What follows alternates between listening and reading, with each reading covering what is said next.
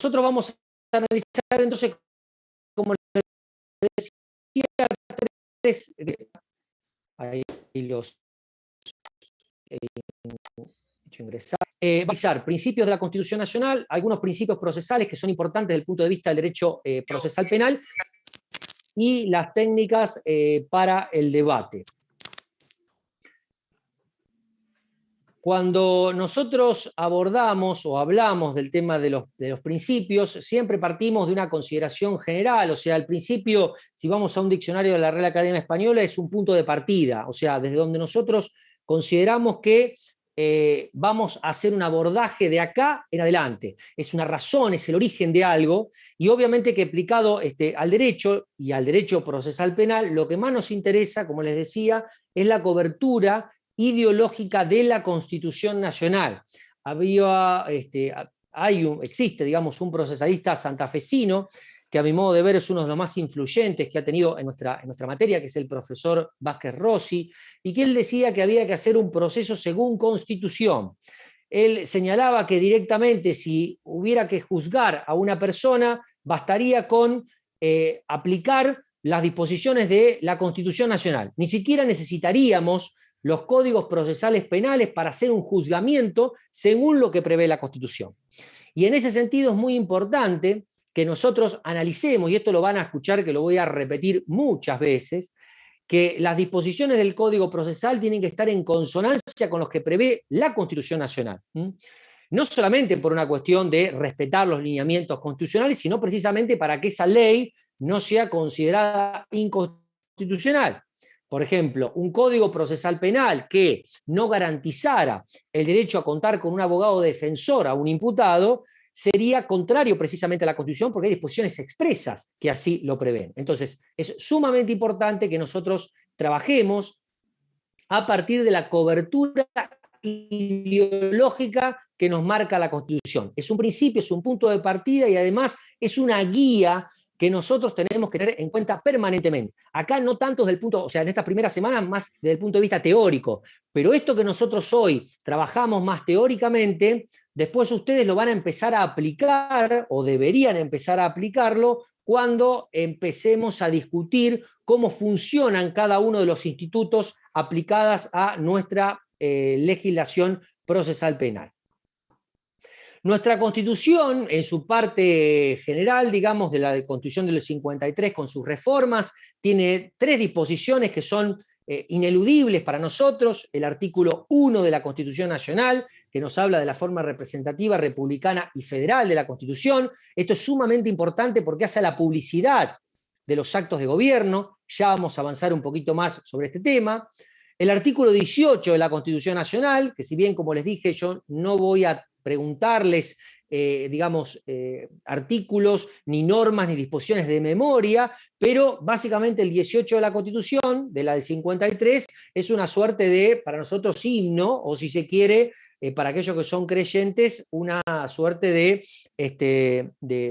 Ave María, o de Padre Nuestro, que ustedes deberían recitar prácticamente, por supuesto con conocimiento, pero es importante que nosotros tengamos en cuenta que acá, en el artículo 18 y en el artículo 19, surgen la matriz de las principales garantías y principios que nos interesan desde el punto de vista constitucional para el abordaje de nuestros contenidos. Esto es sumamente importante. Fíjense que, por darles un ejemplo, ningún habitante de la nación, arranca el artículo 18, puede ser penado sin juicio previo, fundado en ley anterior al hecho del proceso. Esto tiene un alcance, una interpretación que después vamos a tener que analizar, por ejemplo, cuando analicemos los procedimientos abreviados o los mal llamados juicios abreviados, que están tan en boga en la actualidad y que es una forma de solución del conflicto que no sea mediante un juicio oral y público. Y claramente el alcance, la interpretación que le demos a esa primera frase de la Constitución, del artículo 18 de la Constitución Nacional, indudablemente que va a tener impacto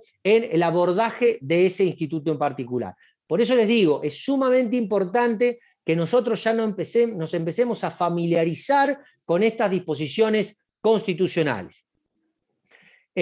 También tenemos el artículo 19 que regula el principio de reserva, conocido por todos. Esto es, nadie está obligado a hacer lo que la ley no manda, ni privado de lo que ni privado de lo que ella no prohíbe. Esto es importante porque significa que, como todos sabemos, podemos hacer cualquier cosa salvo que afectemos a terceros o que afectemos o en su caso lesionemos alguna disposición establecida en alguna norma.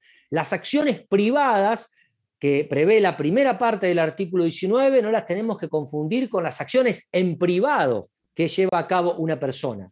Uno en privado puede hacer un montón de cosas. El tema es si el Estado, en determinados aspectos, puede ingresar o no en espacios de intimidad. Porque indudablemente todos tenemos un espacio de intimidad y que el Estado no podría, si no es por orden, si no es por una autorización jurisdiccional, ingresar. Por ejemplo, no sé, en mi teléfono celular. O sea, yo con mis comunicaciones puedo hacer lo que me plazca y el Estado no puede venir a decirme, che, dame el teléfono. Ahora, frente a determinados casos, en determinadas circunstancias, el fiscal puede secuestrar el teléfono celular y puede solicitar una pericia, inclusive al órgano jurisdiccional, para saber los mensajes, las llamadas entrantes, los salientes, los mensajes de WhatsApp, los mensajes de Telegram, los correos electrónicos, las páginas que una persona pudo haber o no visitado. O sea, el principio está establecido en la Constitución, las garantías establecidas en los códigos procesales son aquellos que de alguna forma lo que hacen es reglamentar ese principio o esa garantía constitucional. Por eso es sumamente importante trabajar con las normas procesales, pero principalmente a partir del prisma que nos marca la propia Constitución Nacional. Como les dije, el primer encuentro que tuvimos nos establece las garantías judiciales más relevantes. Esto también debe ser abordado como el ABC de nuestra materia, es el anclaje jurídico más importante. Se los digo desde ahora, de acá en adelante. Constitución Nacional, artículo 1, 18 y 19. Pacto Internacional de Derechos Civiles y Políticos, que vamos a ver un ratito, artículo 14. Y Convención Americana de Derechos Humanos, o Pacto de San José, el artículo 8. Es más, el inciso 2 o el apartado 2 del artículo 8 de la Convención Americana es un catálogo de los derechos y las pautas básicas que hacen al derecho de defensa de una persona. Cuando ustedes, por ahí en el marco de un examen, se les pregunta, ya sea que lo hagan conmigo o con cualquier otro profesor adjunto, les pregunten, bueno, ¿cuáles son las pautas básicas y principales que hacen el derecho de defensa? ¡Pim! Lo primero que tienen que hacer es vincular con lo establecido en el apartado 2 del artículo 8 del Pacto de San José de Costa Rica. De ahí se desprenden todos los demás derechos y principios que hacen a la protección del acusado frente al poder punitivo del Estado. En esta disposición vamos a ver que todo esto lo vamos a ir viendo semana tras semana, o sea, piensen que nosotros, por ejemplo, según el cronograma, el martes 23 vamos a ver específicamente las disposiciones que hacen al derecho de defensa del acusado y la participación del abogado, entonces vamos a volver con estos señalamientos, o sea, por eso es importante que nosotros desde ahora empecemos a familiarizarnos. Quizás lo que más le puede llamar, digamos, la atención en todas estas disposiciones es lo que establece en el apartado 2, en uno de los aspectos, habla del derecho irrenunciable a ser asistido por un abogado defensor propiciado por el Estado. Derecho irrenunciable, fíjense, es tan categórico o es tan relevante para la Constitución Nacional la asistencia técnica, que es un derecho que no es disponible para el acusado. El acusado no puede decir, no quiero defensa. Y es un derecho que no puede renunciar. Fíjense qué contrasentido, ¿no? ¿Cómo puede ser un derecho y a su vez no lo pueda renunciar?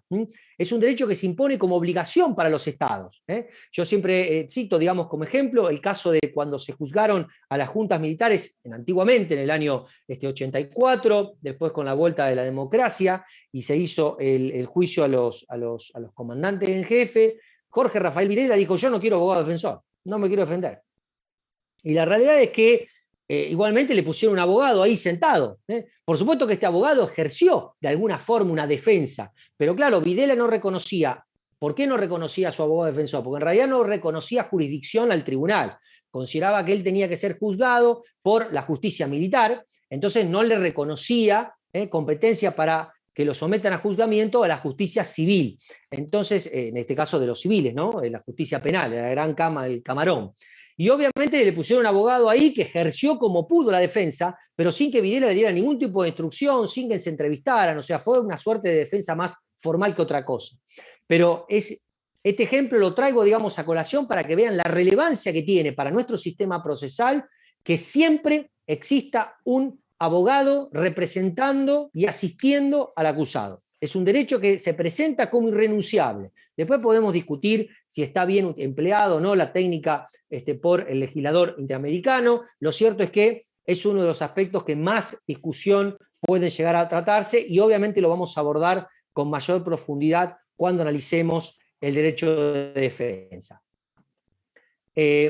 Por otro lado, entonces, como les decía, después tienen el artículo 14 del Pacto Internacional de Derechos Civiles y Políticos. Este prácticamente es una copia de lo que es la Convención Americana o Pacto de San José. O sea, la diferencia es el ámbito de actuación. Uno es en el marco de América y el otro es en el marco internacional, el marco de la ONU de Naciones Unidas. Pero básicamente tienen mismos ámbitos, digamos, de aplicación. En Europa lo que funciona es el Tribunal Europeo de Derechos Humanos y a su vez ellos tienen la Convención Europea de Derechos Humanos, que es una suerte de paralelismo que se puede establecer con nuestra Convención Americana o Pacto de San José. Entonces, cuando uno hace un análisis jurisprudencial a nivel internacional, van a ver que hay una suerte de efecto cascada. Primero surgen estas problemáticas a nivel europeo, en el marco de la Convención Europea. Quien hace el pronunciamiento es el Tribunal Europeo de Derechos Humanos y muchas veces se replica en América con el órgano de aplicación de la Convención Americana o Pacto de San José, que es la Corte Interamericana de Derechos Humanos. Esta Corte Interamericana interpreta y trae, esto lo vamos a ver con mayor detalle, por ejemplo, cuando abordemos el juicio por jurados, que es un instituto muy en boga. Recuerden que la semana pasada el presidente de la Nación hizo hincapié en la necesidad de implementar el juicio por jurados, por lo menos en lo que es la órbita federal. Ya tenemos muchas provincias en nuestro país, empezando por la provincia de Buenos Aires, uno de los distritos más grandes, que tienen implementado el juicio por jurados en materia criminal, como manda la Constitución. Incluso Chaco ha hecho un avance. Chaco se ha transformado en la primera provincia en el país en que dirime determinados asuntos civiles y comerciales en el marco de juicios por jurados. Así que esto lo vamos a volver sobre esta problemática de la jurisprudencia interamericana y de la jurisprudencia internacional y de cómo opera en el ámbito de aplicación interno. No solamente cuando hablemos de jurados, sino también cuando analicemos determinadas garantías de los jueces. Bien. Ustedes en algún momento, si se me corta el audio o si quieren hacer una pregunta, directamente me interrumpen, yo no tengo ningún problema, les digo para no esperar hacia el final. Bueno, sobre los principios entonces que marcan la Constitución Nacional y que nos interesan específicamente a nosotros, ustedes pueden utilizar cualquier clasificación, a mí no me importan las clasificaciones de los principios, esto es a los fines únicamente de presentarles o de organizar los principios. Yo jamás le voy a decir, díganme la clasificación de los principios, porque hay tantas clasificaciones como principios constitucionales existen. Y además van a ver que hay muchas diferencias entre distintos autores sobre si son principios constitucionales, principios procesales, reglas técnicas. No es lo mismo la opinión de Raúl Superti que la opinión de Mayer, que la opinión de Binder, que la opinión de Zaffaroni, que la opinión de Ferraioli, por citarles algunos autores. Entonces, ustedes van a abordar quizás los temas de nuestra materia de diferentes áreas y pueden encontrar diferencias. Y eso no está mal, porque nosotros no le vamos a exigir que ustedes manejen de tal o cual clase. El señor Víctor Corbalán, que es quien ven ahí la fotografía en pantalla, y yo creo que les hemos subido, están los aspectos esenciales a nuestro sistema procesal penal, con impacto directo en la provincia de Santa Fe. Cualquier cosa, si no llega a estar en el Classroom, me avisan, porque yo hablo con Marcela para que lo suba.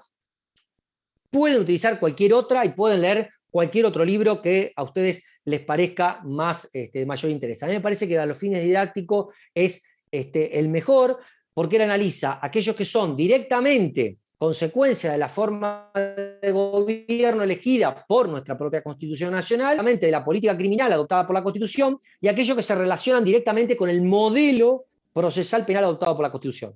Aunque a ustedes les parezca mentira, los sistemas procesales penales tienen receptividad o no muchas veces en las constituciones.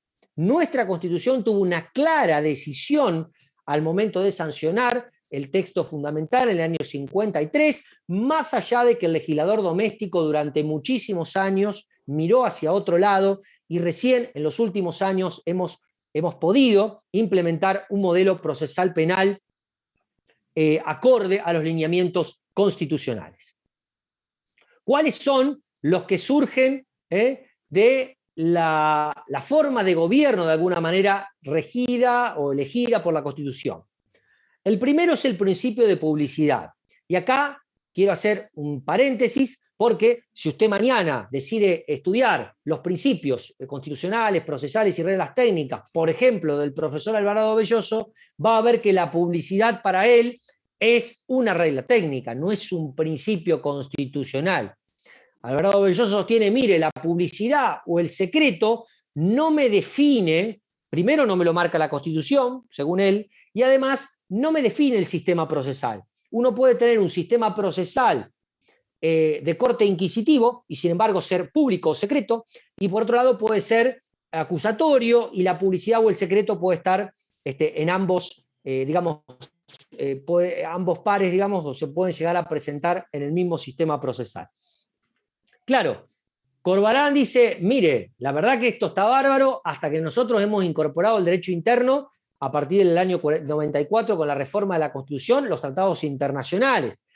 Ya no podemos discutir a partir de lo que yo les planteaba, artículo 8 de la Convención, el artículo 14.1 del Pacto, o el artículo 26, la propia Declaración de Derechos, Declaración Americana de Derechos y Deberes del Hombre, o la Declaración Universal de los Derechos Humanos, el artículo 10, que la publicidad es inherente a la forma de gobierno elegida por la Constitución Nacional, el artículo 1.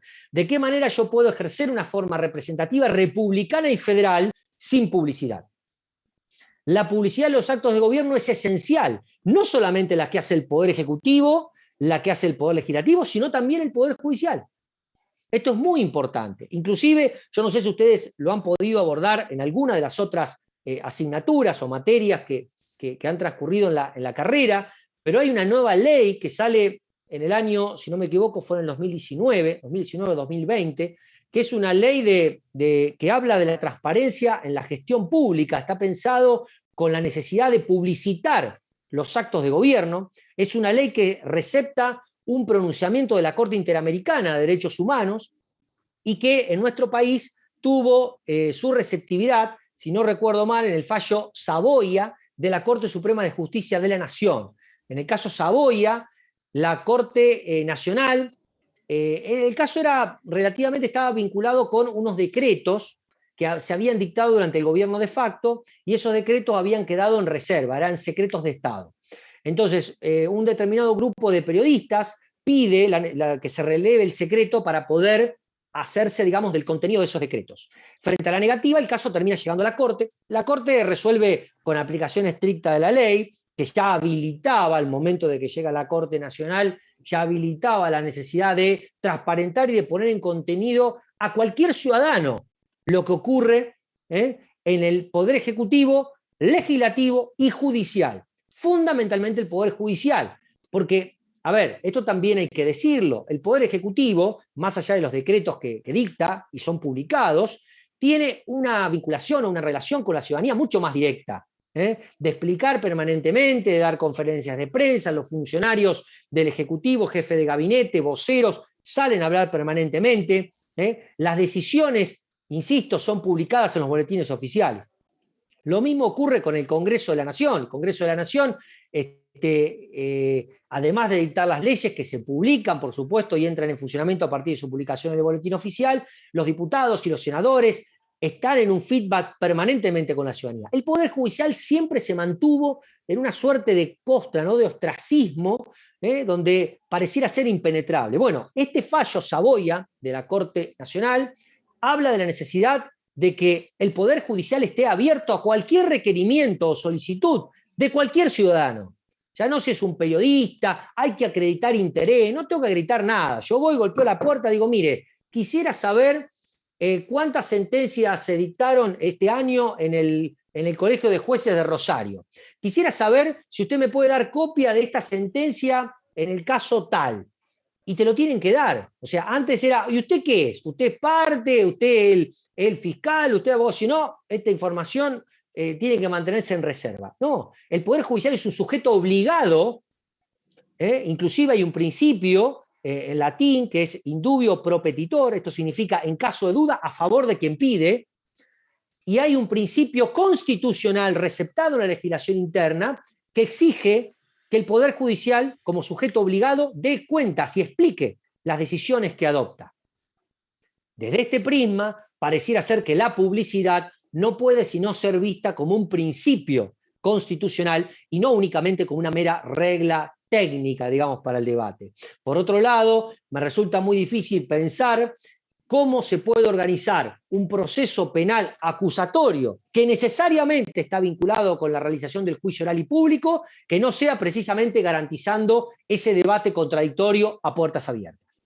Es muy difícil pensar en un modelo acusatorio donde el juicio no sea público y no sea oral. Por eso creo que hay que darle una vuelta de tuercas a esos señalamientos de Alvarado Belloso, que por supuesto tenían en miras otro sistema procesal penal, pero además otra Constitución nacional. En segundo lugar, el juez natural y los jurados. Bueno, acá esto quiero ser muy claro y específico, más allá de que, insisto, lo vamos a volver a ver cuando analicemos la función del juez en el sistema procesal y con epicentro en la provincia de Santa Fe. La Constitución Nacional en 3 disposiciones claramente, desde el año 53, sostiene que los juicios criminales, o sea, los delitos más graves, deban ser dirimidos necesariamente por jurados populares. Esto no hay discusión. O sea, hay 3 disposiciones constitucionales que expresamente así lo señalan.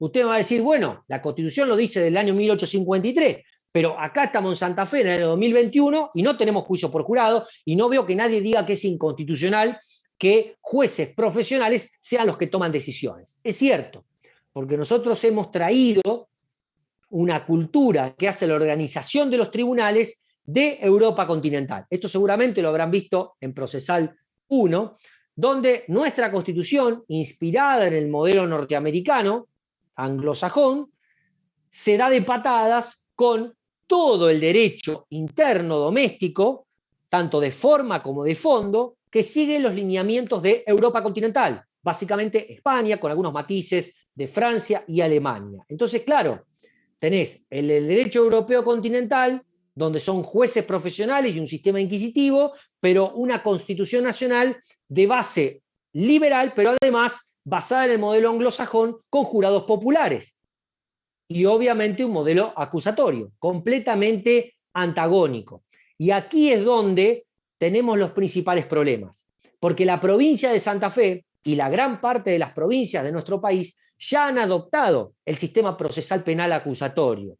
El tema es que culturalmente mantenemos una ideología debido a los 200 años de tradición inquisitiva que se da, que digamos que está en las antípodas del modelo acusatorio y que responden más a una lógica de un modelo escrito, formalista, riguroso, sin publicidad, en secreto, donde lo importante es la decisión del juez profesional. Entonces, primero el señalamiento, los jurados populares deben estar por mandato constitucional. Hemos tenido autores muy prestigiosos de la talla, por ejemplo, de aquí en la provincia de Santa Fe y en Rosario, de Néstor Sagüés, que en su tratado él habla de estas normas habrían quedado derogadas por desuetudo. O sea, el propio Sagüés reconociendo hace ya años que en realidad, bueno, como no se implementó el jurado, estas normas quedaron fuera. ¿Pero cómo? Si lo prevé la Constitución. Ya esta dicotomía entre normas operativas y programáticas de la Constitución está superado. Si está en la Constitución, es estricta para el derecho y obligación para el legislador doméstico. Y si no lo hace, habla un incumplimiento constitucional o inclusive internacional, si eso está garantizado en los pactos internacionales. Y con respecto a la garantía de juez natural, es importante que nosotros tengamos en cuenta que Esto no significa que Juan o Pedro, acusados, tengan derecho a que lo juzgue Andrés, Rocío o cualquier juez como se llame. No hay derecho a ser juzgado por una determinada persona. La construcción del juez natural implica o surge del propio artículo 18 de la Constitución Nacional de que el tribunal, el órgano, debe estar constituido con antelación al hecho del proceso. Es decir, no se puede crear una comisión especial ad hoc al efecto para juzgar determinado comportamiento. No me gustó que tal alumno me hizo muecas en el examen, constituyo un tribunal ad hoc, nombro un juez para juzgar sobre esa circunstancia. Obviamente que ahí habría primero una violación al principio de legalidad, porque no existía como ley antes del proceso, o sea, me están juzgando por hechos que no eran delitos, pero además me está constituyendo un tribunal ad hoc, que es lo que no se puede hacer. Ahora, una vez construido, edificado ese órgano jurisdiccional, ya después no tengo derecho a reclamar que intervenga Juan, Pedro, José. Porque de otra forma, imagínense un caso que está tramitando frente al juez Pedrito, resulta que Pedrito se jubiló, ¿y qué hacemos? No, yo tengo derecho a que me juzgue Pedrito. O inclusive puede ser que Pedrito se enfermó, o que lo atropelló un colectivo y se murió. ¿Y qué hacemos? ¿Nos quedamos sin juez? Listo, ya no tenemos juez natural. No, en realidad el órgano es el que garantiza precisamente el artículo 18 de la Constitución Nacional, que sea con anterior al hecho del proceso. Pero no surge ninguna garantía, ningún derecho constitucional para tener que ser juzgado por determinada persona. Y menos, mejor dicho, menos aún, en los sistemas como el de Santa Fe, que están organizados sobre colegio de jueces. Esto también lo vamos a ver con más profundidad, pero en Santa Fe usted tiene un colegio de jueces que está integrado por, no sé, en Rosario, por ejemplo, son 30 jueces y juezas. Bueno, usted puede ser juzgado por cualquiera de ellos y no hay ninguna afectación constitucional. Y si me eligen a Pedro y mañana cambia, eligen a José, no hay ningún problema, en la medida que no estemos en la etapa de juicio. ¿Por qué? Porque en rigor hay un colegio de jueces que actúa sobre una organización horizontal, una colegiatura, y esto rompe con la idea del juez dueño del caso. Nosotros estamos muy acostumbrados a esos jueces que van con el expediente abajo del brazo y dicen, este caso es mío, y entonces pareciera ser que se lo llevan hasta la tumba, como de hecho ocurrió con un juez federal. Bonadío se lo llevó a la tumba, pues terminó muriendo, y él llevaba el caso abajo del brazo como si fuera de él. Esta lógica del juez dueño del caso se mantiene en la órbita federal, claramente, porque tenemos juzgados conformados como compartimentos estancos, donde la causa que ingresa a tal juzgado tiene que ser solamente resuelta por ese juzgado. Esta lógica la tenemos que romper. Y ustedes que vienen de formación de otras áreas donde no funcionan otros fueros, van a tener que quitárselo de la cabeza. Porque la organización es completamente distinta en materia penal, procesal penal, en prácticamente todas las provincias del país, salvo en la invencible Buenos Aires a nivel federal. Es decir, no la provincia, sino Buenos Aires como organización federal y todo el resto del país en lo que es la justicia federal. Por ejemplo, en Rosario, usted tiene para lo que es la investigación de delitos 2 jueces federales en materia penal. Entonces, sabe que el caso va a caer en el juez 1 o el juez 2. Y una vez que cae en el juez 1, ya está. El juez 1 la tiene por los siglos de los siglos hasta que vamos a la etapa de juicio. Por supuesto que acá quiero hacer ya una digresión, que distinto es cuando empieza el juicio oral. Cuando el imputado se sienta frente a un juez para ser juzgado, al estilo de esas películas norteamericanas que usted ve, donde hay un jurado popular, que acá no tenemos, pero en rigor, frente a un juez o tribunal pluripersonal de 1 o de 3 miembros, ese sí no puede ser cambiado una vez que empezó el juicio. Pero no por afectación a la garantía del juez natural. Porque ahí entra a jugar otra garantía, que ya vamos a ver con mayor rigor, y que tiene que ver con la inmediación.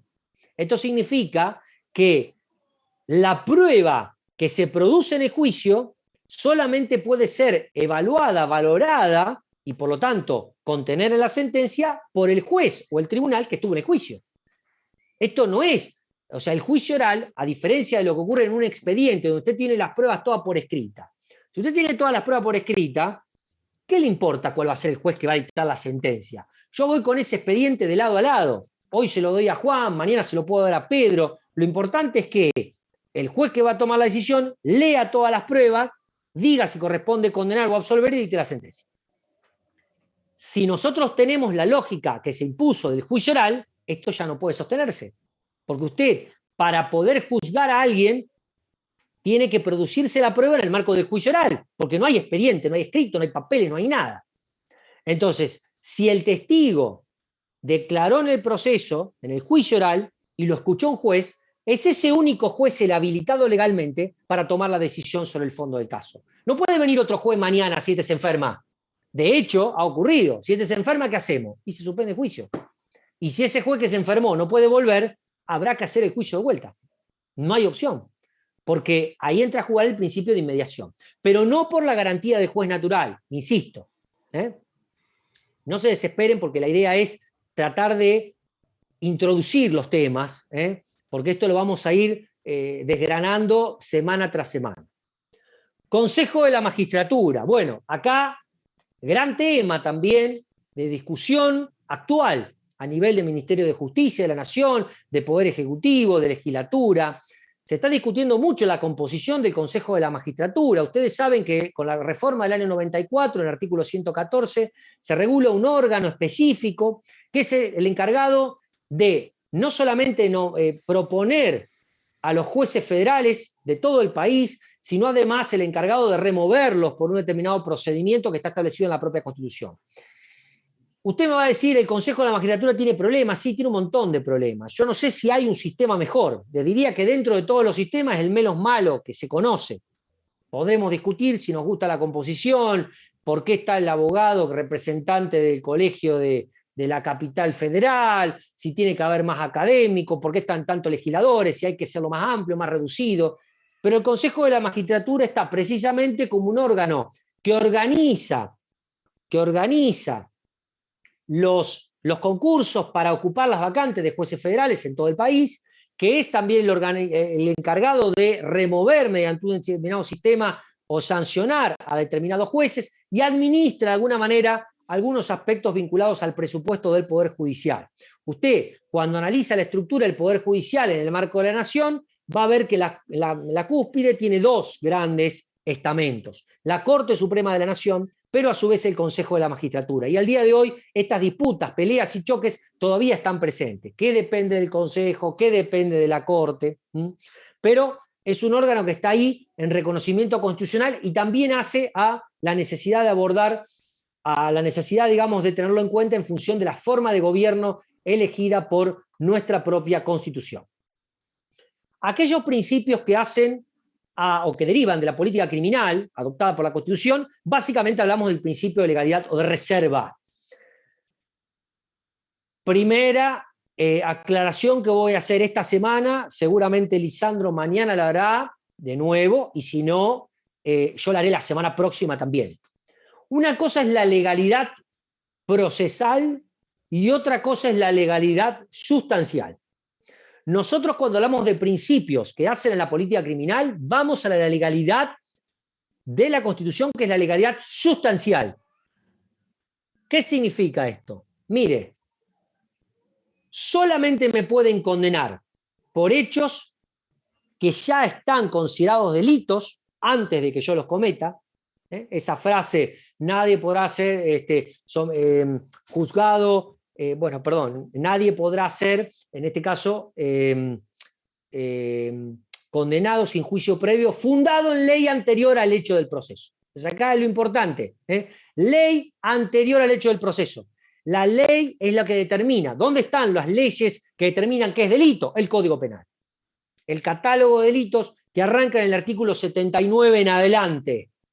O sea, si usted me dijera dónde está en los códigos de fondo el principio de legalidad, artículo 79 en adelante del Código Penal. Ahí me determina cuáles son las conductas tipificadas por la ley. Ese es el principio de legalidad sustancial.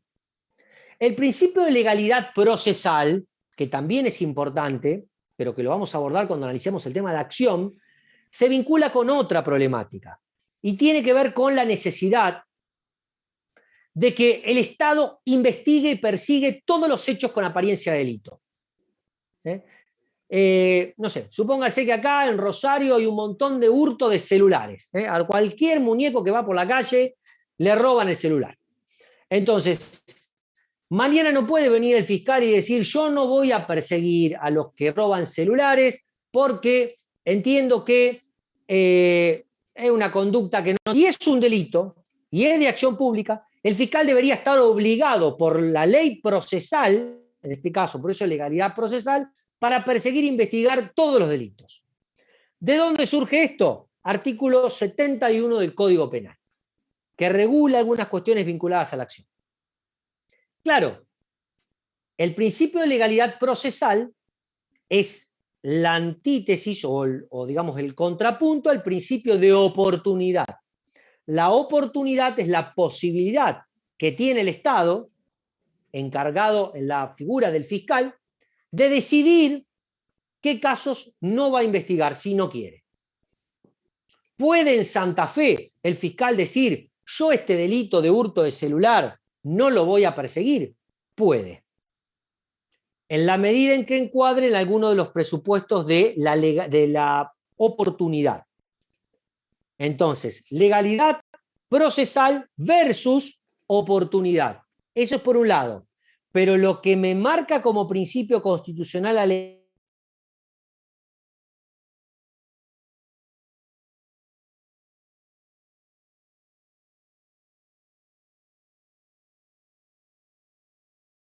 por un lado, pero lo que me marca como ley no me puede ser ley, refiere la Constitución Nacional. La Constitución en ningún lado dice que hay que perseguir todos los delitos, que el fiscal no puede decidir qué casos sí y qué casos no. No es la Constitución. Lo que dice la Constitución es que si está en la ley, solamente por eso me pueden enjuiciar y perseguir, no por cualquier cosa. Y por eso es un principio que dirige tanto la actuación del fiscal, función requiriente, como así también la función jurisdiccional. Ambas funciones tienen como miras que no se puede investigar ni juzgar a una persona salvo que no esté determinada específicamente en la ley. Este es el principio de legalidad o de reserva constitucional. Y finalmente, los principios relacionados con el programa que prevé la Constitución Nacional. El programa procesal de la Constitución Nacional, como les dije, establece determinados principios que son esenciales para nosotros. El primero es el del juicio previo. Nadie podrá ser penado sin juicio previo. Bueno, ¿qué entendemos por juicio previo? Acá está la madre del borrego. Si nosotros entendemos juicio como la voz que actualmente le damos, esta necesidad de que haya de una audiencia de debate donde esté el fiscal por un lado, el defensor por el otro, frente a un tribunal, que tome una decisión, que esté un debate oral y que termine con el dictado de una condena o una absolución después de producirse prueba, claramente cualquier instituto o salida alternativa que prevea el sistema procesal que no sea el juicio oral va a ser inconstitucional. Porque si la Constitución dice nadie puede ser penado sin juicio previo, no me pueden penar si no hacen un juicio oral y público. Acá la gran discusión va a estar con el procedimiento abreviado, o llamado juicio abreviado por muchos. Ya también lo vamos a hablar con mayor detalle. ¿Por qué? Porque en el caso del juicio abreviado, lo que no hay precisamente es un juicio. Por eso no le llamamos juicio abreviado. No es que es un juicio corto, directamente no hay juicio. Al suprimirse el juicio, ¿estoy violando alguna garantía constitucional? Y concretamente la de juicio previo. Esto después lo vamos a ver con mayor detalle. Estado de inocencia. El estado de inocencia parte de la premisa ampliamente conocida por todos ustedes, escribida hasta por cualquier ciudadano de a pie, de que todos somos inocentes hasta que se demuestre lo contrario. Esto de que todos somos inocentes hasta que se demuestre lo contrario determina la necesidad de garantizar algunos otros principios que se desprenden de este estado de inocencia general.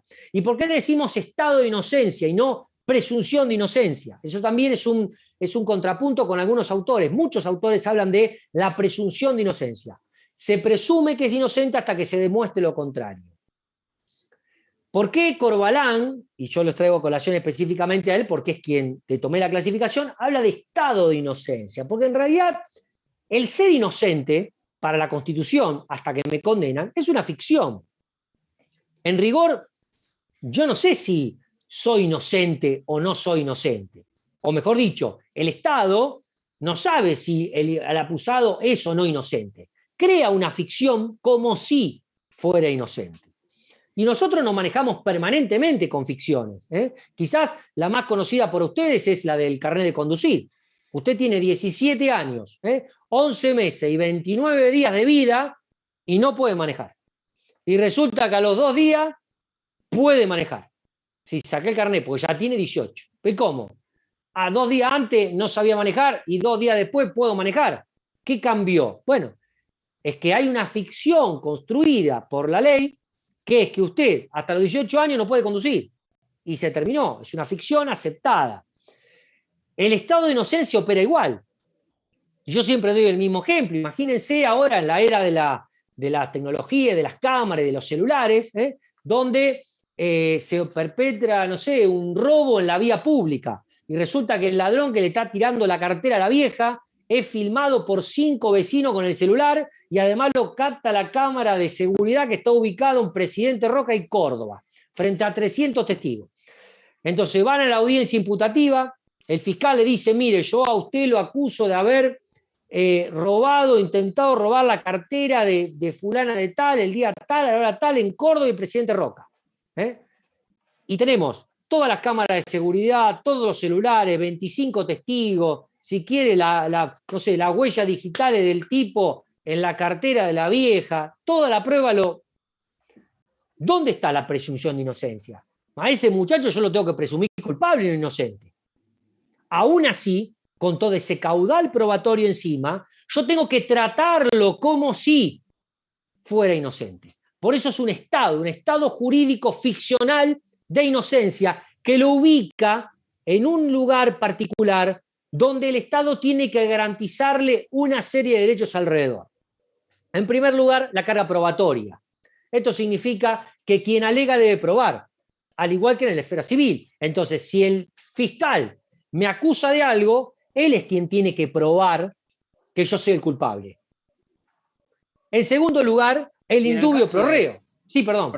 Y en el caso de enriquecimiento ilícito, ahí no hay una suerte de inversión de carga de la prueba. Digamos, no es a quien se le imputa el delito quien tiene que probar, no necesariamente probar el origen lícito, sino probar que no es ilícito. Claro, en el enriquecimiento ilícito en realidad no hay una inversión de la carga de la prueba. Lo que hay una inversión del tipo penal. O sea, ahí es un problema, obviamente que hay autores, como por ejemplo Marcelo Sanzinetti, considera que la figura del enriquecimiento ilícito es inconstitucional, esto mismo que vos señalás, porque cargás en cabeza del acusado acreditar que los bienes que ingresaron a mi patrimonio no son ilícitos, sino que son producto de mi actividad o de mis ingresos ilícitos. Pero en rigor, si uno ve cómo está construido el tipo penal, del enriquecimiento ilícito en particular, lo que en rigor el tipo penal exige no es que vos pruebes eso, sino que el delito queda configurado por la mera circunstancia de no poder justificar el enriquecimiento.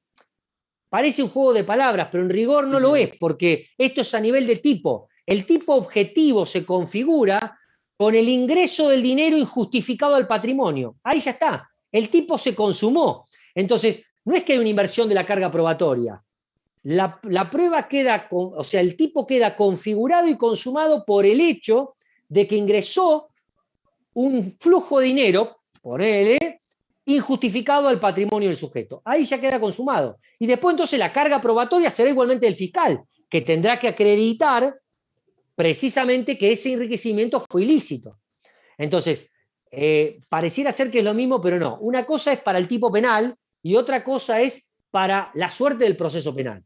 O sea, la suerte del proceso penal, igualmente el fiscal es quien en el marco de un enriquecimiento ilícito debe acreditar precisamente que ese ingreso de dinero fue injustificado. La carga probatoria siempre es del fiscal o de quien acusa. De hecho, esto se vincula con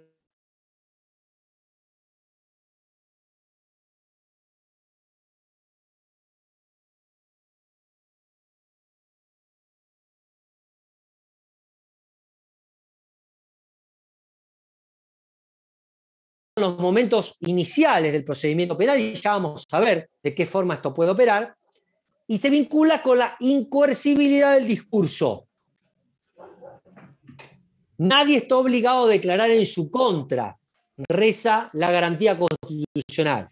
Pero cuidado, esta protección constitucional al discurso es, como bien lo indica Corbalán, es precisamente a lo que el imputado dice o calla.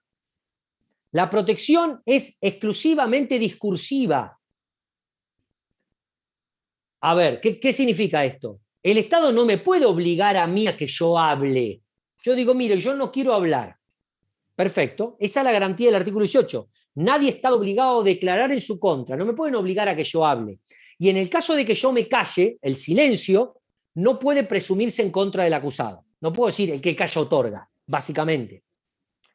Esto obviamente choca un poco con el sentido común, ¿no? Porque uno está acostumbrado en la vida, el que calla otorga, pareciera ser innato hasta del propio ser humano. Mirá, si yo no fui, yo me quiero defender. O sea, si yo te acuso de que te copiaste en un examen, vos, si soy inocente, va a tratar de decirme, no, profe, yo no me copié, mirá, acá tengo esto, fue una confusión. Pareciera ser que el que no se defiende está reconociendo de algún modo la culpabilidad. Bueno, esto no es constitucionalmente legítimo según los lineamientos del propio artículo 18, pero la protección es al discurso. O sea, si el acusado de alguna forma, sin hablar, contribuye a operar o a generar algún tipo de prueba en su contra, acá no violo la garantía de la incoercibilidad del discurso. Si yo le saco una fotografía al acusado y hago un reconocimiento en rueda fotográfica y lo acusan, no es que el imputado dice, yo me niego a que saquen una foto porque es garantía, afecto a la garantía de no declarar en mi contra. Yo me niego a, por ejemplo, a que me extraigan sangre porque eso puede afectar la garantía de declarar en mi contra. No, porque yo no te estoy pidiendo que declares. Es una invasión en ámbitos, en algunos casos de privacidad, como puede ser el registro domiciliario, me allanan mi casa, me secuestra una computadora, yo puedo decir, no, si usted obtiene información de mi computadora, está violando la garantía de no autoincriminación, porque yo te tengo que dar la computadora para que vos la revisé y a lo mejor ahí encuentra prueba que me incrimina. No, la protección constitucional es al discurso. El Estado no me puede obligar a hablar. Y si yo no hablo, no puede presumir en mi contra. Pero el resto, cuando el imputado opera como objeto de prueba, por ejemplo, reconocimiento fotográfico, por ejemplo, reconocimiento en rueda de personas, en la medida en que el imputado tenga una actitud pasiva, extracción de sangre, sacarle un pelo para muestras de ADN, eso fue una gran discusión, porque decía, no, afecta la integridad física si me sacan sangre. Me parece que llevar el principio de lesividad a ámbitos muy extremos. Pero lo que sí no hay duda es que no afecta a la garantía del artículo 18. Porque yo no te estoy obligando a declarar en tu contra. Te estoy sacando sangre para hacer una muestra de comparación de ADN, por ejemplo. Entonces, esta extracción compulsiva implica que al imputado lo estoy utilizando como objeto de prueba. En el año 2021 esta discusión está un poco superada a raíz de que hay métodos alternativos para poder obtener el mismo resultado. O sea, si el imputado no se quiere sacar sangre, en lugar de hacer el escándalo de que agarren dos policías, lo agarren de los pelos, de uno de cada brazo, y le saquen 1 litro de sangre, yo le pregunto, mire, usted, señor imputado, ¿quiere dar voluntariamente sangre? No. No quiere, bueno, perfecto. El juez ordena un registro domiciliario, le secuestramos un calzón o le secuestramos el cepillo de dientes, obtenemos muestra de ADN y hacemos la comparación igual. Y ahí no necesitamos lesionar de algún modo al acusado. Pero más allá de todas estas discusiones, que la vamos a discutir con mayor profundidad cuando veamos la semana específicamente de prueba, lo cierto es que la protección constitucional del artículo 18 es al discurso, no cuando el imputado opera como un objeto de prueba, como sería en el caso de un reconocimiento en rueda, por ejemplo. Claro, el imputado lo puede frustrar el reconocimiento en rueda. Imagínense que dice, bueno, yo no me voy a oponer, pero lo ponen ahí, son 5 niatos, uno más o menos parecido al otro, y el imputado empieza a saltar. Soy yo, putito, dice cualquier cosa, y claro, frustra la medida, porque si él se empieza a autohacer bombo, el reconocimiento no se puede hacer. La víctima que está de este lado dice, che, el que está saltando ahí. Ahora, si ocurre esa situación, muy fácil, sáquenle una fotografía de frente al tipo y hagamos un reconocimiento fotográfico, es mucho más sencillo. Lo que no puedo obligar al imputado es a un hacer, por ejemplo, en una pericial caligráfica. Yo no puedo obligar al imputado a que ponga la firma para ver si en un documento falso él firmó. No lo puedo obligar, porque implica un hacer. No puedo obligar a poner el brazo y hacer el gancho. Y eso obviamente puede generar algún indicio en su contra. Bueno, eso será otra discusión. Pero hoy en el año 2021, insisto, tampoco tiene demasiado impacto, porque si el imputado no quiere hacer su firma, voy a un secuestro de la documental, de los papeles, del ámbito de trabajo del acusado y puedo llegar a hacer una pericial caligráfica igualmente, sin necesidad de tener la colaboración del acusado. O sea, hoy tenemos métodos alternativos. La gran discusión hoy no pasa por esto, pasa por los medios electrónicos, por el celular, por esto pasa. Porque, no sé, imagínense la protección del iPhone que tiene reconocimiento facial. ¿Yo puedo obligar al acusado a que ponga la cara para desbloquear el celular? ¿Puedo obligar al acusado a que ponga el dedo para desbloquearlo con la huella? ¿Puedo obligar al acusado a que me dé el código de seguridad para desbloquear el celular? Qué gran tema, qué discusión. Eso se ha discutido incluso a nivel europeo. Hay fallos del Tribunal Europeo de Derechos Humanos sobre este punto. Entonces, las discusiones pasan por la utilización de los medios electrónicos. Imagínense los ámbitos de invasión de la privacidad de las redes, donde usted tiene la información en servidores remotos. Imagínense que yo no le quiero dar mi clave ni contraseña del iCloud para que usted pueda obtener la información de un servidor. ¿Pero a quién se la pido? Porque en realidad la información está acá en Rosario, en el celular, o está en un servidor remoto en los Estados Unidos. ¿Y cómo la materializo a esa intromisión? Y yo puedo crear un troyano, que es un virus que permite ingresar y desbloquear determinada información que está en la nube o que está en el Internet profundo. ¿Yo puedo hacer eso como Estado? Bueno, esas son las discusiones que tenemos hoy. Ya no la extracción del pelo, la extracción de sangre, estamos en otro momento. Pero lo importante es que usted comprenda la incorrosividad del discurso vinculado a la garantía de no declarar en su contra. Por último, la excepcionalidad de las medidas de coerción. Esto también es importante tener en cuenta que la utilización de la fuerza para el acusado que todavía tiene el estado inocente debe ser no como regla, sino como excepción. Y esto se vincula directamente con la prisión preventiva. O sea, acá pareciera ser que persona imputada es igual a culpable, tiene que estar preso. Y este discurso que se ha impuesto como regla pierde de lado el principio constitucional del que se deriva el estado de inocencia, que hace que toda medida de coerción, y mucho más la prisión preventiva, que es la más gravosa de todas, porque de la menos gravosa que es que tenga que venir a firmar una vez por semana, o que tenga que entregar mi pasaporte, o que tenga que, no sé, pagar una fianza, o que tenga la prohibición de salir de la provincia, a la más grave, que es que me manden a la unidad del servicio penitenciario, hay un abanico de medidas de coerción, indudablemente que la que más impacta es la medida de coerción, es la prisión preventiva. Nuestra materia se vincula, o el aspecto más importante es el tipo está preso o está en libertad. Todos aquellos que se vayan a dedicar al sistema penal o al procesal penal de cualquier lugar, acá lo que se dirime, este tipo va a estar preso o no va a estar preso, mientras avanza la investigación. Y lo que tenemos que tener en cuenta es que las medidas de coerción por este estado de inocencia deben ser interpretadas de forma excepcional. La regla, el tipo libertad, aunque haya un montón de pruebas. Si lo condenan, que vaya preso. La excepción, la prisión preventiva. El tema es que hay una confusión en el discurso, hay una mala interpretación de los lineamientos constitucionales y hay un discurso neopunitivista que está impuesto a nivel social, a nivel de medios de comunicación y que distorsiona esta situación. También sobre esto nos vamos a detener en las semanas subsiguientes. Principio de defensa. sumamente relevante. Esto sí, esto tiene que ser como el ABC. Si yo les digo, miren, en un examen, ¿cuáles son las pautas básicas que hacen el derecho de defensa? Derecho a ser oído, derecho a ofrecer prueba, derecho a controlar la producción de la prueba, derecho a alegar y derecho a recurrir. Estas 5 las tiene que ser de memoria. Están en algún código, en alguna ley, sí, están disgregadas entre el código, la Constitución, pero nosotros las hemos sistematizado en esos 5 grandes aspectos que si usted las recita, después es mucho más fácil explicarlas. Derecho a ser oído, yo puedo hablar. Y si no hablo, nadie puede presumir en mi contra. Pero yo tengo derecho a que me escuchen.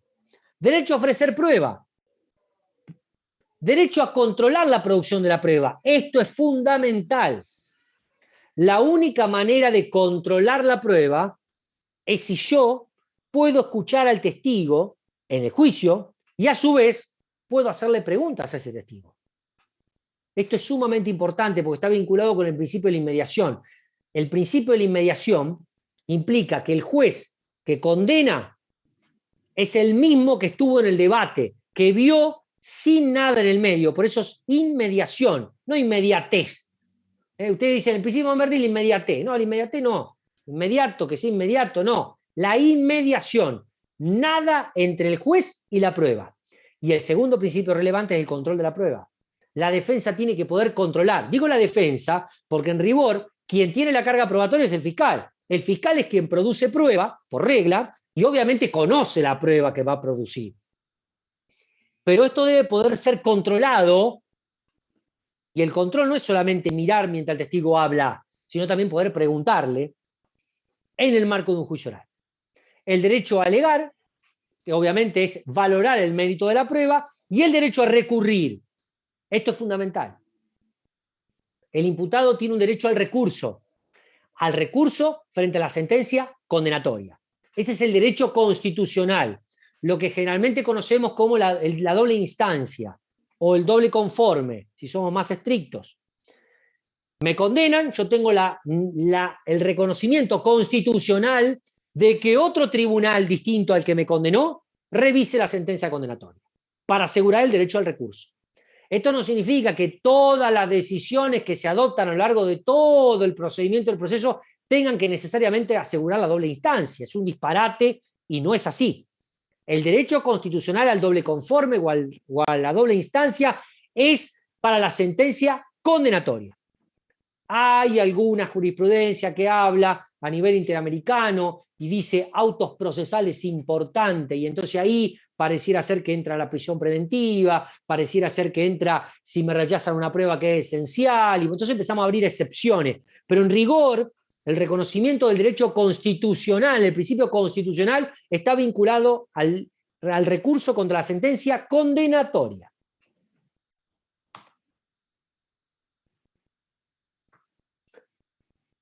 Los principios procesales ya son más conocidos por ustedes. Ahí el profesor Alvarado Belloso, que ha guiado seguramente la guía de estudios de ustedes en Procesal 1, y si no, lo refrescan, porque nosotros ya hemos dejado, creo que estas lecturas, para que ustedes la vean: igualdad de partes, imparcialidad del juzgador, transitoriedad del proceso, eficacia de la serie, moralidad del debate, vinculado, o si es lo mismo, vinculado a la ética, con lo que deben actuar los operadores. Si no están estos principios, habrá otra cosa, pero no proceso.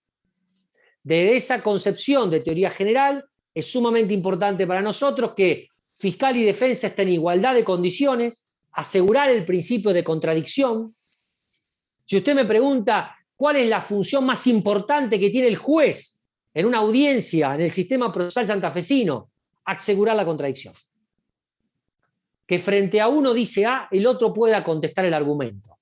Sea quien sea el fiscal, sea el defensor, sea el querellante, asegurar el contradictorio, igualdad entre partes. Imparcialidad del juzgador, imparcial, imparcial e independiente, esto ya lo saben, pero esto es fundamental. El juez no puede estar comprometido con el caso, ni la imparcialidad dentro del proceso ni fuera del proceso. También vamos a hablar con mayor detalle la semana que analicemos el juez, cómo opera la garantía de imparcialidad a nivel constitucional. Transitoriedad del proceso, no puede durar para siempre. El proceso tiene que tener un principio y un fin. En Santa Fe tenemos un inconveniente, que es que el fiscal no tiene un plazo para investigar. como en otros códigos procesales. El único plazo que tiene es el de la prescripción.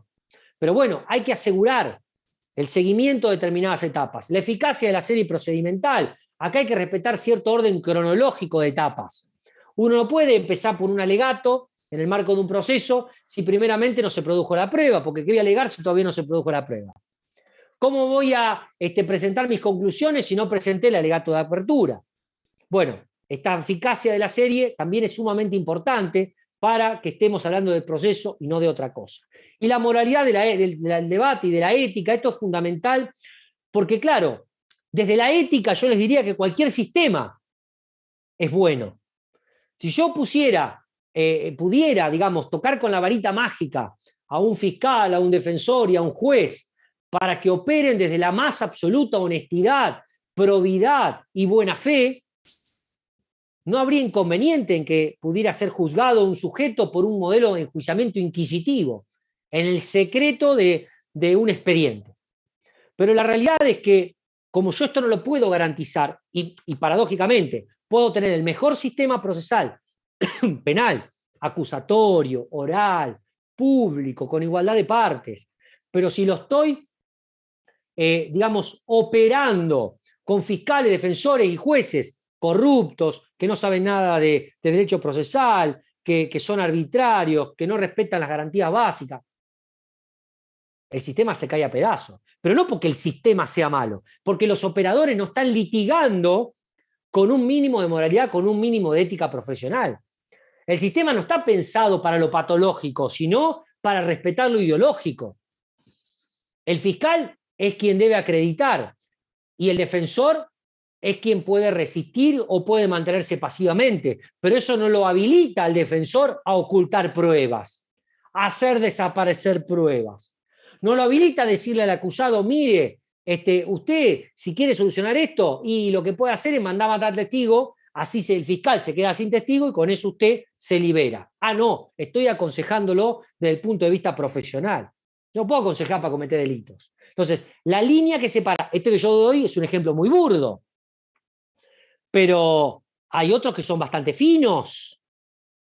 Hay otros que son bastante finos. ¿Qué ocurre cuando yo soy un abogado contratado por una gran empresa que me paga mensualmente para que yo lo asesore? Y me llama el presidente del directorio y me dice, doctor, mire, acá me he enterado que el fiscal me está investigando y yo alteré un poco los balances. Dígame usted qué puedo hacer para hacer figurar tal cosa. Esto puede ser el abogado, puede ser un contador. Y ahí yo estoy asesorando profesionalmente o estoy colaborando con la comisión de un hecho ilícito.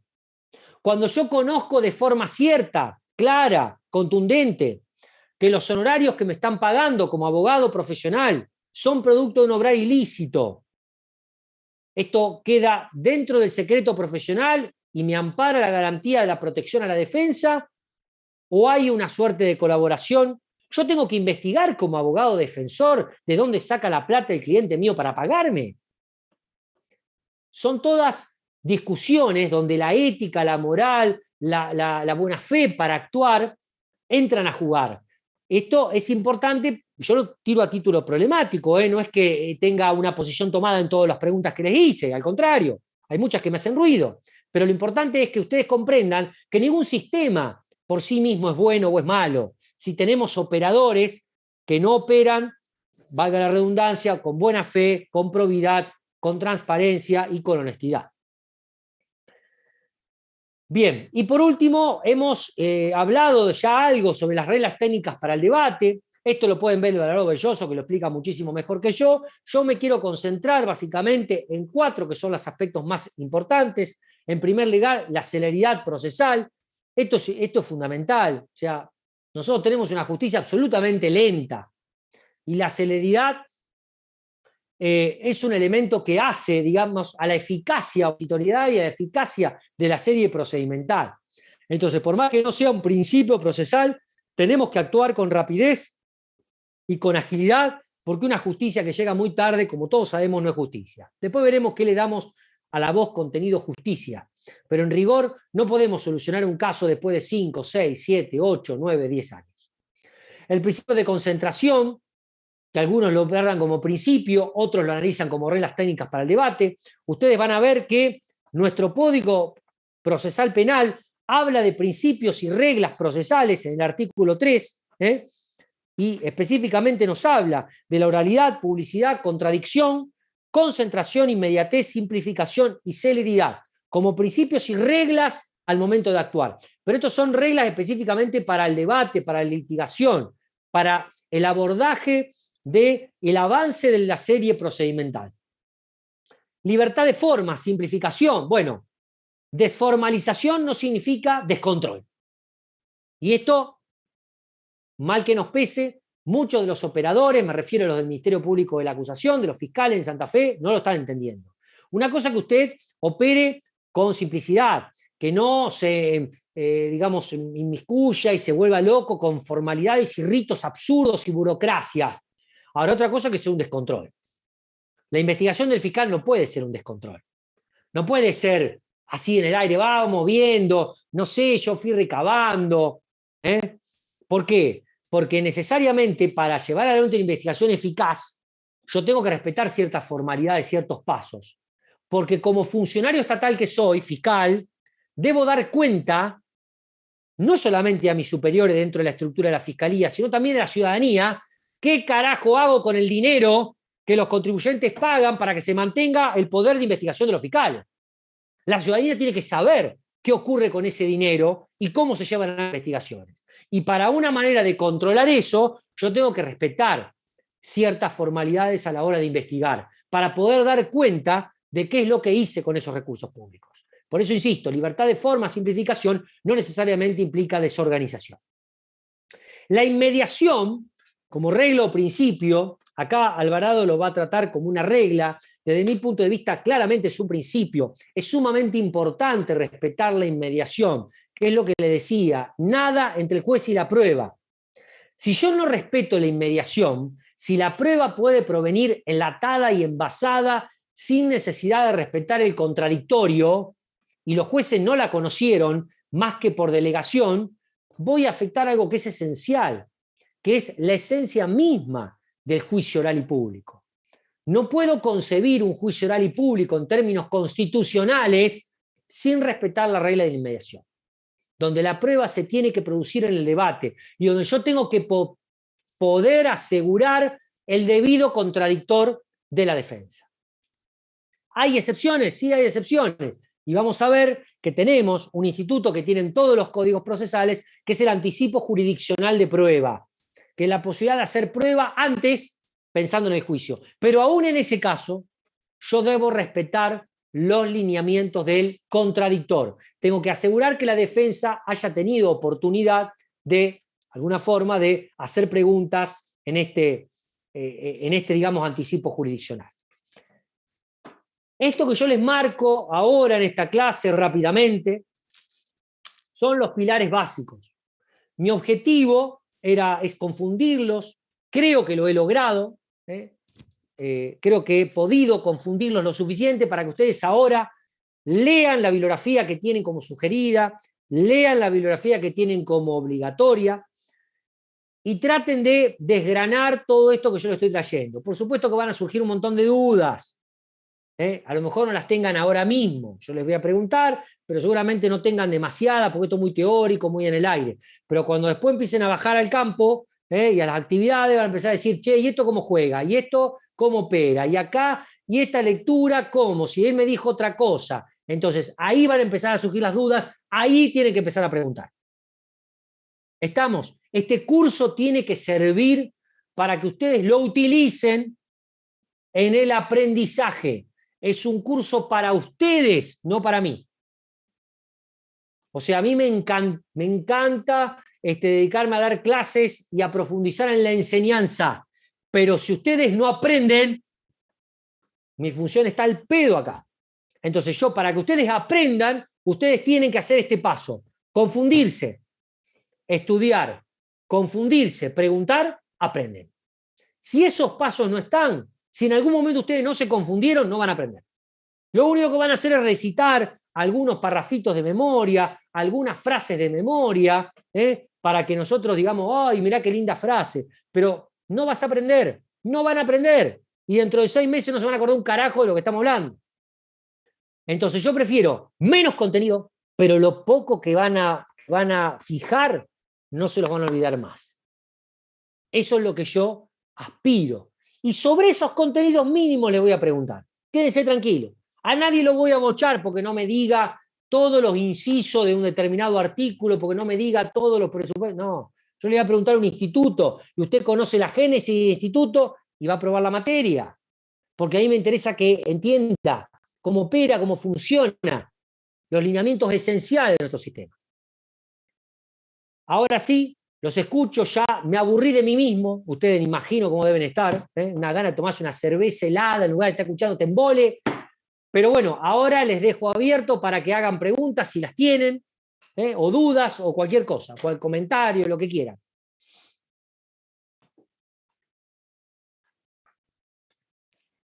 Profe, yo tengo una duda sobre el principio de publicidad porque leía a Corbalán y decía que el imputado o el acusado en realidad podía como restringir ese principio a pedido de parte y no lo entendí bien. Bien, la publicidad, o sea, acá lo primero que tenemos que preguntarnos, o es un tema para abordar quizás más en extenso, es ¿para qué está la publicidad? La publicidad está, si nosotros tomamos el Código Procesal Penal y decimos, bueno, mire, esto es un cúmulo de derechos y garantías para el acusado. Entonces todo está direccionado a favor de él, a su protección. O sea, yo te digo, usted no puede declarar. Si quiere declarar, puede hacerlo. Usted no está obligado a tal cosa. Si lo quiere hacer, lo puede hacer. Entonces, si la publicidad está dirigida a su protección, es decir, como una manera de él salvaguardar, de ser juzgado públicamente, él puede renunciar a esa garantía y decir, mire, yo la verdad que no quiero que el juicio se haga a puertas abiertas. ¿Por qué? Porque no quiero que venga un periodista, me saque fotos, me dibujen, ingrese cualquier persona. Entonces, puede solicitar, y por eso ha pedido de parte, que se restrinja determinado ámbito de publicidad. Puede ser que usted considere que el principio de publicidad no está solamente para el acusado. Hay un interés general de toda la ciudadanía de conocer lo que se está discutiendo. No está solamente para el acusado. Entonces, si la publicidad trasciende a la persona del acusado, por más que el acusado diga, yo no quiero aparecer en el diario, yo no quiero que ustedes me saquen fotos, yo no quiero que filmen, yo no quiero que venga público, el juez puede decir, mire, la publicidad es algo que trasciende su deseo, su interés. Porque una cosa es la publicidad y otra cosa es la publicación y otra cosa es la imagen.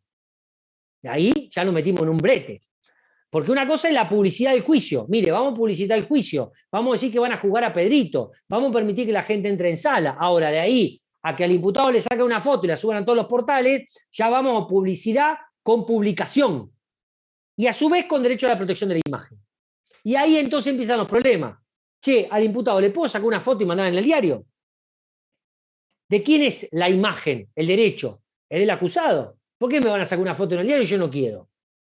Ahora, el imputado no puede prohibir que los familiares o que las personas o la ciudadanía o estudiantes de derecho vayan a ver un juicio, porque el juicio es oral y público.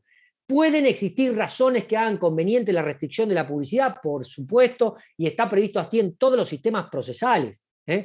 Por ejemplo, una víctima que no quiere declarar en presencia de los familiares o que quiere declarar sin el imputado, o el imputado que no quiere que determinada persona que lo ha amenazado, o el juez desalojar la sala porque hay algún tipo de lío, entonces la va a desalojar. Se puede restringir la publicidad. Y como todo derecho, es susceptible de reglamentación. Si ustedes analizan, hay una disposición expresa en el Código Santafesino que habla de la publicidad. Lo estoy buscando porque obviamente no me acuerdo los artículos de memoria. Acá está, que es el artículo 311 del Código Procesal Penal. Si vos querés ver cómo se puede regular, ahí tenés una reglamentación. Esta reglamentación es mediana, porque no dice demasiado. Ahora, el que sí dice es el artículo 287 del Código Procesal Penal Federal, no de la Nación. del Código Procesal Penal Federal, el nuevo código ya está sancionado, que es ley, pero todavía no está implementado. Ahí establece la regulación de los medios de comunicación. Te dice qué es lo que se puede transmitir en vivo e indirecto, por ejemplo, reglamenta la actividad de los medios de comunicación dentro de las salas de audiencia. ¿Por qué razones? Al pensar, qué sé yo, en algún caso que sea muy famoso, que trascendió en los medios, y lo pensaba desde ese punto, o sea, desde si la publicidad era para todos, digamos, o bien solo para el imputado, y como que no llegaba a un acuerdo. Es que no hay una respuesta, o sea, yo te puedo dar una opinión, soy bastante reticente, te digo por qué, no porque no la quiera dar, sino porque muchas de las cosas incluso las he escrito y las pueden encontrar, sino porque a veces cuando uno da una opinión, pareciera ser que el alumno dice, esto es lo que dijo el profe, lo que le gusta escuchar y es la respuesta. Y no es lo que me gusta escuchar y no es la respuesta. O sea, puede haber muchas respuestas. Vos esta pregunta se la hace a todos los docentes de la cátedra y probablemente cada uno te dé una respuesta o te dé la misma, pero con muchos matices. Entonces, a mi modo de ver, no es solamente a favor del acusado, la publicidad. Es un principio constitucional que hace a todo acto de gobierno. Y el juez cuando dicta sentencia, dicta un acto como que no político. llegaba a un acuerdo. Cuando se habla del gobierno, yo siempre me enojo, porque en realidad el gobierno no es el poder ejecutivo. El gobierno es el poder ejecutivo, el legislativo y el judicial. Y cuando un juez dicta una sentencia, dicta un acto con contenido político. Por supuesto, no es político partidario, es otra cosa. Si la A publicidad mí no me gusta la llegaba a política. un Dice, acuerdo. flaco, entonces dedicate a otra cosa. Si vos sos juez y no te gusta la política. Porque el juez conecta al poder de un Estado, al poder judicial. Había un viejo juez de la Corte Suprema de la Nación, Petracchi, uno de los mejores ministros que ha tenido la Corte, que él decía que no se da cuenta, dice, que con la sentencia de actos políticos, a lo sumo, dice, le pasa como al cangrejo, que es un crustáceo, pero no lo sabe. O sea, el juez no sabe a lo mejor que hace un acto político, pero indudablemente lo hace al momento de dictar una sentencia. Entonces, si nosotros partimos de esa premisa, la publicidad no está solamente para el acusado. Lo que no significa que el acusado no pueda solicitar, como también puede hacerlo la víctima, como puede solicitarlo el fiscal, determinadas restricciones a que se publicite todo. Pero eso ya tiene que ver más con la publicación o con la imagen, pero no con la publicidad del juicio oral. De hecho, las audiencias son públicas y el Código Procesal Penal de Santa Fe, en el 311, tiene para mí la fórmula más gráfica de cómo se realizará a puertas abiertas. Eso que dice gráficamente ya les tiene que dar toda la cuenta. Usted puede poner y venir a entrar. Ahora pusieron puerta en el Centro de Justicia Penal y los vidrios melilados. Cosa que usted no vea qué carajo pasa del otro lado tampoco. Está bien, bueno, para alguna cuestión de decoro, ustedes saben que Rosario es un distrito bastante particular, pero la realidad es que el debate es a puertas abiertas. Cualquiera puede entrar, cualquiera puede salir, cualquiera puede escuchar, porque eso precisamente es lo que garantiza el principio de publicidad de los actos de gobierno. O sea, para mí trasciende a la figura del imputado, lo que no significa que no pueda haber restricciones en determinado caso particular. No sé si te contesté, Maela, más o menos. Sí, también era por el trabajo que teníamos que hacer de ir a una audiencia y yo leí eso y dije, capaz que justo la que elegimos piden que no sea puertas abiertas, entonces como que... Sí, puede ser, pero es bastante, te digo la verdad, las audiencias son generalmente públicas. El tema es que eso es real, o los familiares de la víctima o el familiar del acusado. Pero la gente no va. Pero no va la gente tampoco porque el Poder Judicial no ha tejido vínculos con la comunidad. O sea, hay que decirlo, esto es muy claro, es un problema comunicacional muy grande. Esto es para hacer un seminario, no para hablarlo. Pero realmente, o sea, socialmente no se ve que lo que se hace el Poder Judicial sea un servicio positivo para la comunidad. Hasta que nosotros no podamos mostrar eso como operadores del sistema, jueces, fiscales, abogados, defensores, servicio público de defensa, todo, hasta que no lo podamos mostrar, universidad, nosotros, abogados. Si ustedes no pueden mostrar a la ciudadanía, miren, los abogados no somos todos garca que queremos cagar la vida y sacarle plata a todos los clientes. Si nosotros no podemos mostrar que lo que brindamos es un servicio que es socialmente valioso para la ciudadanía, estamos al horno. Porque qué carajo me importa lo que pasa ahí, son toda una lacra, esos abogados, lo único que quieren es el imputado que salga en libertad, nunca se hace justicia. Esa es la percepción, hay un gran problema comunicacional entre el Poder Judicial y la ciudadanía. Y bueno, la universidad quizás sea un nexo, una forma, de alguna manera, de tratar de unir eso, que hoy aparece disociado. Hoy aparece disociado. Yo siempre doy los mismos ejemplos, algunos ya me han escuchado, están aburridos, pero el médico es visto como un servicio socialmente valioso, porque el médico está para cuidarnos la salud. El maestro es visto como un servicio valioso, porque educa a mi hijo de chiquito, le enseña los números, las tablas, lo acompaña en el proceso de crecimiento como un segundo padre en el ámbito de la escuela. Yo confío en el maestro, confío en el médico, no confío en los jueces, no confío en el Poder Judicial. Y ahí el problema no es un vínculo, es un tema emocional, es un tema afectivo. No hay un vínculo afectivo entre el Poder Judicial y la ciudadanía. Estamos cada vez más lejos, y ese es el gran problema. ¿Alguna otra pregunta? ¿Otra duda? Vamos a volver sobre estos temas del Poder Judicial, de la publicidad. Son temas que vamos a ir repitiendo. Ustedes se van a dar cuenta que esto es como un cuentito que no termina nunca, porque siempre parece que estamos lo mismo. Pero esa es la única manera. Nosotros vamos con el cuentito del primer día y el día 2 volvemos con el cuentito 1 más el día 2. Y el día 3 le agregamos el 2 y le agregamos el 1. Y así. Y así hasta que terminamos la materia. Por eso es importante que la traten de llevar lo más al día posible.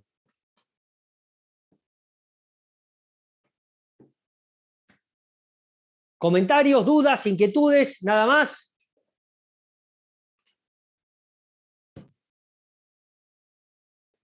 Bien, entonces dejamos acá. Nos reencontramos nosotros el martes que viene. Yo ahora corto con ustedes, les comparto por el grupo de WhatsApp el apoyo visual utilizado y cualquier cosa, bueno, me escriben y estoy a disposición, chicos. Gracias, profe. Sí, sí. Muchas gracias.